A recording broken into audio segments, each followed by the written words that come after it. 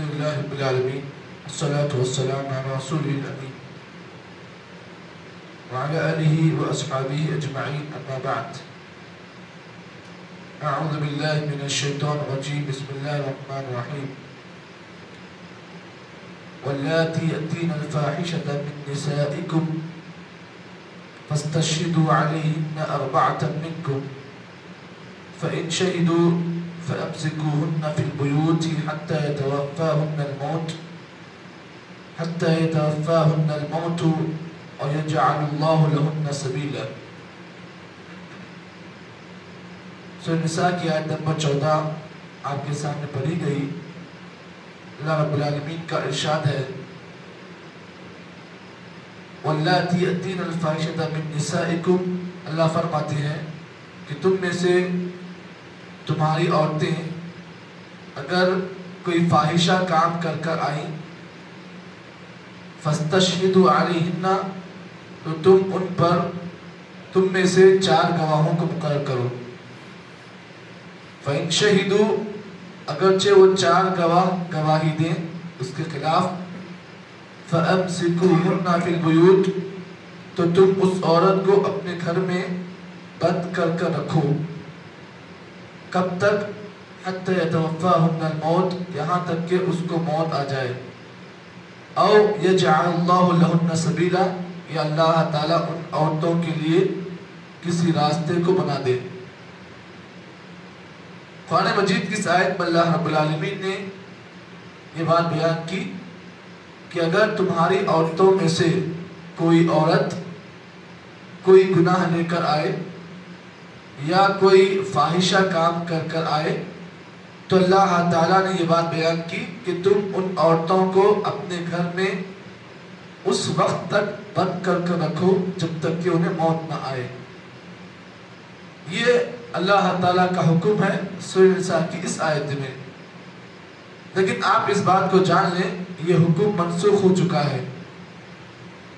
زمانے جاہلیت میں جب کبھی کوئی عورت کوئی بدکاری کا کام کر لیتی کوئی فحش کام کر لیتی تو اس زمانے کے لوگ اس عورت کو اپنے گھر میں اس وقت تک قید کرتے جب تک کہ اسے موت نہ آ جائے. کہ اللہ رب العالمین نے عورتوں کی ان حالت کو دیکھا اور اللہ تعالیٰ کو رحم آیا تو اللہ تعالیٰ نے اس حکم کو منسوخ کر دیا. اور اس حکم کے ساتھ ہی اللہ تعالیٰ نے ایک دوسرا حکم اللہ نے عورتوں کے لیے بیان کر دیا. تو معلوم یہ ہوا یہ جو حکم اللہ تعالیٰ نے اس آیت میں دیا یہ حکم منسوخ ہے. اور پچھلے زمانے میں یہ حکم پر عمل ہوتا تھا لیکن آج کے زمانے میں اس حکم پر عمل نہیں کیا جائے گا کیونکہ یہ منسوخ ہے. اب یہاں پر اللہ تعالیٰ نے اس آیت کے دوسرے ٹکڑے میں یہ بات بیان کی فَإِن شَهِدُوا اگر اس عورت کے بارے میں گواہ لی جائے گی اگر گواہ تیار ہو گئے تو اس عورت پر جو ہے سزا مقرر کی جائے گی. یہ اللہ تعالیٰ کا حکم ہے. اس سلسلے میں اللہ کے نبی محمد عربی صلی اللہ علیہ وسلم کی بے شمار حدیثیں ہمارے درمیان موجود ہیں جس میں آپ صلی اللہ علیہ وسلم نے اس مسئلے کی وضاحت میں آپ صلی اللہ علیہ وسلم نے یہ بات بیان کی کہ اگر زنا کرنے والا یا زانی مرد یا زانی عورت اگر شادی شدہ ہو یا غیر شادی شدہ ہو تو ان دونوں کی سزا الگ الگ مقرر کر دی گئی ہے. شادی شدہ ہے زناکاری کرنے والے مرد یا عورتیں شادی شدہ عورت یا مرد ہے تو اس کے لیے ایک الگ سزا ہے. اگر غیر شادی شدہ ہے تو ان کے لیے ایک الگ سزا مقرر کی گئی ہے. جیسا کہ اس سلسلے میں اللہ کے نبی صلی اللہ علیہ وسلم کی صحیح بخاری و مسلم کی روایت جس کے راوی حضرت عبادہ بن صامت رضی اللہ تعالیٰ عنہ ہیں فرماتے ہیں کہ نبی اکرم صلی اللہ علیہ وسلم پر جب کبھی وحی اترتی تو وحی کا اثر آپ پر اتنا زیادہ ہوتا کہ آپ علیہ السلام اس وحی کے حکم کے نازل ہونے پر نبی اکرم صلی اللہ علیہ وسلم بہت کمزور ہو جاتے. یعنی وحی کا جب بھی آپ پر حکم ہوتا وحی نازل ہوتی تو وحی کی شدت اتنی زیادہ ہوتی کہ آپ اس کی تکلیف کو محسوس کرنے میں بہت آپ تھک جاتے. نبی اکرم صلی اللہ علیہ وسلم پر جب اس آیت کا نزول ہوا تو آپ صلی اللہ علیہ وسلم نے صحابہ کرام سے کہا خذو عنی، اے میرے صحابہ مجھ سے ایک نیا حکم لو جو اللہ تعالیٰ نے تمہارے لیے ابھی آسمان سے نازل کیا.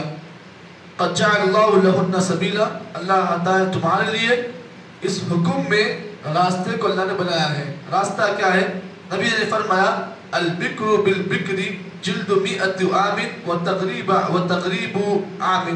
نبی اکرم صلی اللہ علیہ وسلم نے فرمایا کہ اگر شادی شدہ اگر کوئی مرد یا عورت اگر زناکاری کر لیتے ہیں تو آپ نے کہا جلد مئت، انہیں 100 کوڑے مارے جائیں گے، سزا کے طور پر انہیں 100 کوڑے مارے جائیں گے. وتغریب عام، اور انہیں شہر بدر 1 سال کے لیے کیا جائے گا، یعنی 1 سال کے لیے انہیں شہر سے دور کر دیا جائے گا. اس کے بعد پھر آپ نے فرمایا والثیب بالثیب جلد مئت ورجم، اور اگر شادی شدہ کے علاوہ کوئی اور آدمی اگر زناکاری کرتا ہے تو آپ نے کہا جلد مئت، اسے 100 کوڑے مارے جائیں گے. ورجم، اور پچھلے زمانے میں سزا یہ تھی کہ گڑھا کھودا جاتا اور گڑھے میں اس مرد کو رکھا جاتا اور اطراف سے سب لوگ پتھر مارتے، جیسا کہ اللہ کے نبی صلی اللہ علیہ وسلم کے زمانے میں بہت سارے صحابہ کے ساتھ یہ واقعہ پیش آیا. اس میں مثال بڑی مشہور ہے حضرت معاذ اسلمی رضی اللہ تعالیٰ عنہ کی. جب ان سے زناکاری کا واقعہ پیش آیا تو اللہ کے نبی کے پاس آیا، کہا اللہ رسول تحینی یا رسول اللہ، اللہ رسول مجھے پاک کیجئے، میں گندا ہو چکا ہوں، مجھے پاک کیجئے. نبی نے کہا کہ کیا ہوا، کیا گندگی تم نے کر لی؟ کہا وَيْحَكْ ارْجِعْ، جاؤ اللہ سے معافی مانگو. اللہ رسول میں نے ایسا گناہ کیا ہے کہ اس گناہ کی معافی کے لیے مجھے آپ کے پاس آنا پڑا ہے. کہا کیا گناہ کیا؟ اس کے بعد آپ صلی اللہ علیہ وسلم نے کہا صحابہ کرام سے پوچھا دیکھو کیا دیوانہ تو نہیں ہو چکا ہے، بار بار آ کر یہ تحریری کر رہا ہے کہ اس کو پاگل پر تو لائق نہیں ہوا. صحابہ کرام نے دیکھا، چیک کیا، نہیں اللہ رسول اچھا ہے. کہ شراب بھی نہیں پی؟ نہیں شراب بھی نہیں پیے.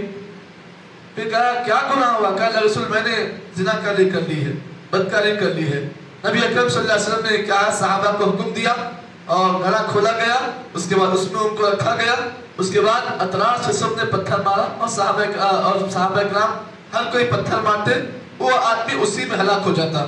تو یہ سزا جو ہے رجم کی سزا اس آدمی کے لیے ہے جو ہے شادی شدہ حالت میں زناکاری کرتا ہے، تو اس کے لیے یہ سزا شریعت نے مقرر کی ہے. اب آگے اللہ رب العالمین نے یہ بات بیان کی کہ اگر کوئی عورت یہ کام کر لیتی ہے اس کو بھی وہی سزا دی جائے گی، اور کوئی مرد ایسا کام کرتا ہے تو اس کو بھی یہی سزا مقرر کی جائے گی. آگے اللہ رب العالمین نے اس کے بعد والی آیت میں یہ بات بیان کی کہ وَالَّذَانِ يَأْتِيَنِيَهَا مِنْكُمْ فَآذُوهُمَا فَإِن تَابَا وَأَصْلَحَا فَأَعْرِضُوا عَنْهُمَا إِنَّ اللَّهَ كَانَ تَوَّابًا رَحِيمًا. اللہ نے فرمایا کہ اگر کوئی مرد یا کوئی عورت ایسا جرم کر لیتی ہے تو اللہ نے کہا فَآذُوهُمَا، انہیں سزا دی جائے گی ان کے جرم کی بنا پر. فَإِن تَابَا، اگر وہ توبہ کر لے، وَأَصْلَحَا، اور اپنی اصلاح کر لے، فَأَعْرِضُوا عَنْهُمَا، تو اللہ فرماتے ہیں کہ انہیں ان سے اعراض کیا جائے گا. إِنَّ اللَّهَ كَانَ تَوَّابًا رَحِيمًا، بے شک اللہ تعالیٰ توبہ قبول کرنے والا اور رحم کرنے والا ہے. اس آیت میں اللہ تعالیٰ نے یہ بات بیان کی کہ اگر کوئی مرد یا کوئی عورت ایسا کام کر لے تو اللہ نے کہا فَآذُوهُمَا، انہیں سزا دی جائے گی، جرم کی بنا پر انہیں پنش کی جائے گی. فَإِن تَابَا، اگر وہ توبہ کر لیں، وَأَصْلَحَا، اور اپنی اصلاح کر لیں، فَأَعْرِضُوا عَنْهُمَا، تو آگے اللہ نے فرمایا تو انہیں کسی قسم کی اور سزا نہیں دی جائے گی. تو یہاں پر اللہ تعالیٰ نے یہ بات بیان کی کہ اگر کوئی زانی مرد یا زانی عورت اگر توبہ کر لیتی ہے تو اللہ کے پاس اس کی توبہ قبول ہے، توبہ قبول ہے. اور یہاں پر آگے اللہ نے یہ بات بیان کی اصلاح، لیکن ایک شرط یہ بھی ہے کہ آگے آدمی اپنی اصلاح کر لے. اصلاح کا مطلب یہ ہے کہ آئندہ اس جرم کو کبھی بھی ارتکاب نہ کرے. آگے اللہ رب العالمین نے اسی سورہ کے اندر یہ بات بیان کی کہ کس آدمی کی توبہ قبول ہوگی اور کس آدمی کی توبہ رد کر دی جائے گی. آگے کی آیتوں میں اللہ نے اس کی وضاحت کی. اللہ سے دعا ہے کہ اللہ رب العالمین مجھے اور آپ کو جتنی باتیں بتائی گئی ہیں صحیح معنی میں اللہ تعالیٰ عمل توفیق عطا فرمائے. سبحان اللہ بحمدہ، سبحانک اللہم بحمدک، نشهد ان لا اله الا انت نستغفرك ونتوب اليك.